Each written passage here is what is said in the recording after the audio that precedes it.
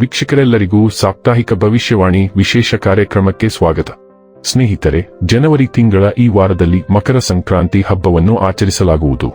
ಜೊತೆಗೆ ಈ ವಾರ ಸೂರ್ಯನ ಸಂಚಾರವು ಮಕರ ರಾಶಿಯಲ್ಲಿ ಸಂಭವಿಸಲಿದೆ ಮತ್ತು ಶುಕ್ರನೊಂದಿಗೆ ಸೂರ್ಯನ ಸಂಯೋಗವು ಕೂಡ ರೂಪುಗೊಳ್ಳುವುದು.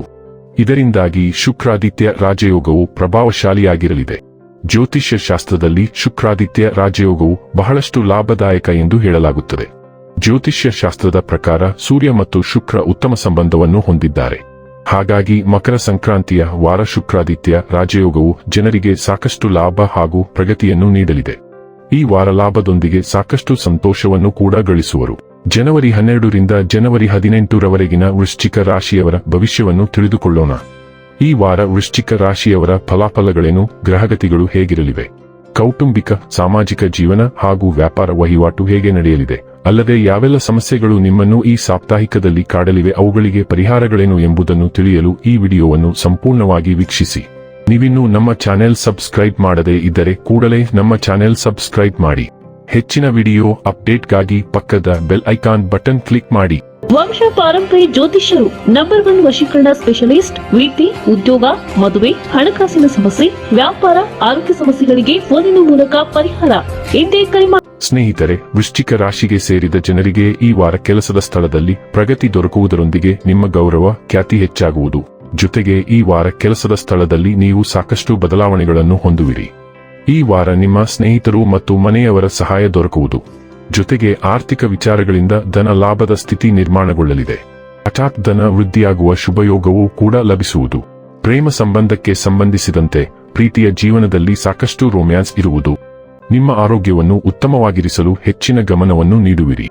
ಈ ವಾರ ಮನೆಯವರೊಂದಿಗೆ ಹೆಚ್ಚಿನ ಸಮಯವನ್ನು ಕಳೆಯುವಿರಿ. ವಾರದ ಕೊನೆಯಲ್ಲಿ ನಿಮ್ಮ ಹಳೆಯ ನೆನಪುಗಳನ್ನು ಮೆಲುಕು ಹಾಕುವಿರಿ ಮತ್ತು ಮನಸ್ಸು ಸಂತಸದಲ್ಲಿರುವುದು. ವಾರದ ಆರಂಭದಿಂದ ಅಂತ್ಯದವರೆಗೆ ಅನೇಕ ಗ್ರಹಗಳ ಸ್ಥಾನದಲ್ಲಿ ಬದಲಾವಣೆ ಕಂಡುಬರುತ್ತದೆ ಮತ್ತು ನಿಮ್ಮ ಆರೋಗ್ಯವು ಸಾಮಾನ್ಯಕ್ಕಿಂತ ಹೆಚ್ಚು ಬಲವಾಗಿರುವ ಸಮಯ. ಈ ಸಮಯದಲ್ಲಿ ನಿಮ್ಮ ವಿವಿಧ ರೀತಿಯ ದೈಹಿಕ ಸಮಸ್ಯೆಗಳನ್ನು ತೊಡೆದುಹಾಕಲು ಸಹ ನಿಮಗೆ ಸಾಧ್ಯವಾಗುತ್ತದೆ. ಈ ವಾರ ನೀವು ಹಠಾತ್ ವಿತ್ತೀಯ ಲಾಭಗಳನ್ನು ಪಡೆಯುತ್ತೀರಿ. ಚಂದ್ರ ರಾಶಿಗೆ ಸಂಬಂಧಿಸಿದಂತೆ ಶನಿಯು 5ನೇ ಮನೆಯಲ್ಲಿ ಇರುವುದರಿಂದ ನಿಮ್ಮ ಹಣಕಾಸಿನ ಸ್ಥಿತಿಯನ್ನು ಹೆಚ್ಚಿನ ಪ್ರಮಾಣದಲ್ಲಿ ಬಲಪಡಿಸಲು ನಿಮಗೆ ಸಾಧ್ಯವಾಗುತ್ತದೆ ಮತ್ತು ಇದರ ಪರಿಣಾಮವಾಗಿ ನಿಮ್ಮ ಮನೆಯ ಯಾವುದೇ ಸದಸ್ಯರಿಗೆ ಆರ್ಥಿಕವಾಗಿ ಸಹಾಯ ಮಾಡಲು ಸಹ ನೀವು ನಿರ್ಧರಿಸಬಹುದು. ಮನೆಯ ಹಿರಿಯರ ಆರೋಗ್ಯವು ಕುಟುಂಬದ ಆತಂಕಕ್ಕೆ ಕಾರಣವಾಗಬಹುದು. ಆದ್ದರಿಂದ ಅವರನ್ನು ಉತ್ತಮ ವೈದ್ಯರ ಬಳಿಗೆ ಕರೆದೊಯ್ಯುವುದು ಉತ್ತಮ ಮತ್ತು ಸಾಧ್ಯವಾದರೆ ಅವರೊಂದಿಗೆ ಯೋಗ ಅಥವಾ ವ್ಯಾಯಾಮದಲ್ಲಿ ನೀವು ಸಹ ಭಾಗವಹಿಸಿ.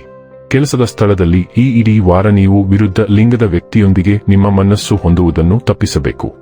ಇಲ್ಲದಿದ್ದರೆ ನಿಮ್ಮ ಅಪಪ್ರಚಾರದ ಜೊತೆಗೆ ನಿಮ್ಮ ಚಿತ್ರವು ಹಾನಿಗೊಳಗಾಗಬಹುದು. ಆದ್ದರಿಂದ ನೀವು ನಂತರ ವಿಷಾದಿಸುವ ಯಾವುದನ್ನೂ ಮಾಡಬೇಡಿ. ಶಿಕ್ಷಣ ಕ್ಷೇತ್ರದಲ್ಲಿ ಈ ವರ್ಷ ವಿದ್ಯಾರ್ಥಿಗಳು ಹಿಂದಿನ ತಪ್ಪುಗಳಿಂದ ಕಲಿಯುವ ಮೂಲಕ ತಮ್ಮ ಶಿಕ್ಷಣದತ್ತ ತಮ್ಮನ್ನು ತಾವು ಕೇಂದ್ರೀಕರಿಸಲು ಸಾಧ್ಯವಾಗುತ್ತದೆ. ಅದೇ ಸಮಯದಲ್ಲಿ ಮತ್ತೊಂದೆಡೆ ನೀವು ಅಧ್ಯಯನದಲ್ಲಿ ಸಾಮಾನ್ಯ ವಿದ್ಯಾರ್ಥಿಯಾಗಿದ್ದರೆ ಯಶಸ್ಸನ್ನು ಪಡೆಯಲು ಈ ವಾರ ನಿಮ್ಮ ಗುರುಗಳು ಮತ್ತು ಶಿಕ್ಷಕರು ಬೇಕಾಗಬಹುದು. ಸೂರ್ಯ, ಮಂಗಳ ಮತ್ತು ಬುಧ ಗ್ರಹಗಳು ಮಕರ ರಾಶಿಯ ಭೂಮಿಯ ಮೂಲಕ ಚಲಿಸುತ್ತಿರುವುದರಿಂದ ನಿಮ್ಮ 3ನೇ ಮನೆ ಸಕ್ರಿಯವಾಗಿದೆ. 3ನೇ ಮನೆ ಬಹುಕಾರ್ಯವನ್ನು ಸೂಚಿಸುತ್ತದೆ. ಆದ್ದರಿಂದ ನೀವು ಬಹು ಕೆಲಸಗಳನ್ನು ಹೊಂದಿರುತ್ತೀರಿ. ಆದ್ದರಿಂದ ನೀವು ಸಾಮಾನ್ಯಕ್ಕಿಂತ ಹೆಚ್ಚು ಕಾರ್ಯನಿರತರಾಗಿರುತ್ತೀರಿ. ಸಂಭಾಷಣೆಗಳು ಇರುತ್ತವೆ. ಅದು ನಿಮ್ಮನ್ನು ನಿರ್ದಿಷ್ಟ ನಿರ್ಧಾರಗಳು, ಒಪ್ಪಂದಗಳು ಅಥವಾ ಮುಖಾಮುಖಿಗಳಿಗೆ ಕರೆದೊಯ್ಯಬಹುದು. ಸೂರ್ಯ ಮತ್ತು ಮಂಗಳ ನೈಸರ್ಗಿಕ ದುಷ್ಕರ್ಮಿಗಳು. ಆದ್ದರಿಂದ ನಿಮ್ಮ ನೆಟ್ವರ್ಕ್ ವಲಯಗಳು ಅಥವಾ ಒಡಹುಟ್ಟಿದವರೊಂದಿಗೆ ಕೆಲವು ವಾದಗಳು ಇರುತ್ತವೆ ಮತ್ತು ನೀವು ನಿಮ್ಮ ಮಾತನ್ನು ನಿಯಂತ್ರಿಸಬೇಕು. ನೀವು ಒಬ್ಬಂಟಿಯಾಗಿ ಅಥವಾ ಯಾರೊಂದಿಗಾದರೂ ಸಣ್ಣ ಪ್ರಯಾಣಗಳನ್ನು ಸಹ ನಿರೀಕ್ಷಿಸಬಹುದು, ಆದರೆ ಕೊನೆಯ ನಿಮಿಷದ ರದ್ದತಿಗೆ ಅವಕಾಶಗಳಿವೆ. ಕಾಗದ ಪತ್ರಗಳು, ಅರ್ಜಿಗಳು, ಒಪ್ಪಂದಗಳು ಅಥವಾ ನಿರ್ವಾಹಕ ಸಂಬಂಧಿತ ಪ್ರಕ್ರಿಯೆಯೂ ಇರುತ್ತದೆ. ಈ 3 ಗ್ರಹಗಳು 9ನೇ ಮನೆಯ ಮೇಲೆ ದೃಷ್ಟಿ ಬೀರುತ್ತವೆ. ಆದ್ದರಿಂದ ನೀವು ವಿದೇಶಗಳಿಂದ ಅಥವಾ ವಿದೇಶಿ ಸಹಯೋಗಗಳ ಬಗ್ಗೆ ಕೆಲವು ನವೀಕರಣಗಳನ್ನು ಸಹ ನಿರೀಕ್ಷಿಸಬಹುದು. ಈ ಸಂಚಾರದ ಸಮಯದಲ್ಲಿ ಅಧ್ಯಯನವು ಮತ್ತೊಂದು ಪ್ರಮುಖ ವಿಷಯವಾಗಿರುತ್ತದೆ. ಆದ್ದರಿಂದ ಆನ್ಲೈನ್ ಅಥವಾ ಆಫ್ಲೈನ್ನಲ್ಲಿ ಕೋರ್ಸ್ಗೆ ಸೇರಲು ಹಲವು ಅವಕಾಶಗಳಿವೆ. ಪ್ರವೇಶ ಪರೀಕ್ಷೆಗಳು, ಪ್ರಮಾಣೀಕರಣಗಳು ಅಥವಾ ಪೂರಕದಂತಹ ಶೈಕ್ಷಣಿಕ ವಿಷಯಗಳು ಸಹ ಬರಬಹುದು. ಆದರೆ ಸೂರ್ಯ ಮತ್ತು ಮಂಗಳ ಗ್ರಹಗಳು 9ನೇ ಮನೆಯ ಮೇಲೆ ದೃಷ್ಟಿ ಬೀರುವುದರಿಂದ ಕೆಲವು ತೊಂದರೆಗಳು ಉಂಟಾಗಬಹುದು.